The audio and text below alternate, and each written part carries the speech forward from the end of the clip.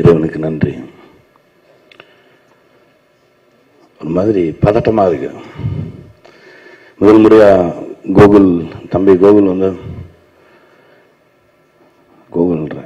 நிர்மல் வந்து எனக்கு இந்த ட்ரெய்லரை போட்டு காட்டினாரு.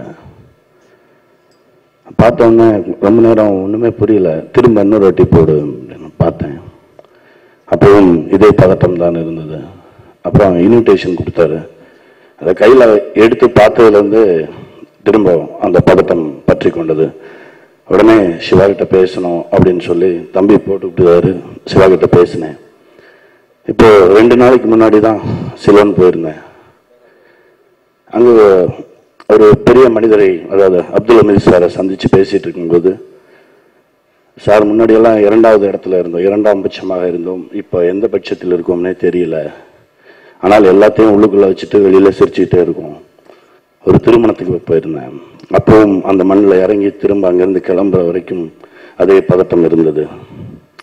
இப்போ இந்த திரையரங்குக்குள்ள நிற்கும் போதும் கை காலாம் நடுங்குது, என்னன்னு தெரியல. சிவா வந்து தன்னுடைய குரலை அப்படியே ராஜ்கிரண் சார் மூலமா சொல்லியிருக்காரு. ரொம்ப தைரியமான பதிவு. வலியும் எளிமையும் வலிமையும் இருந்தால் நிச்சயமாக வெல்ல முடியும். அதற்கு சமீபத்திய சான்று கோலி சோடா. இந்த படம் மிகப்பெரிய வெற்றி பெறும் என வாழ்த்துகிறேன். என் நண்பன் ரகுவுக்கு என்னுடைய வாழ்த்துக்கள்.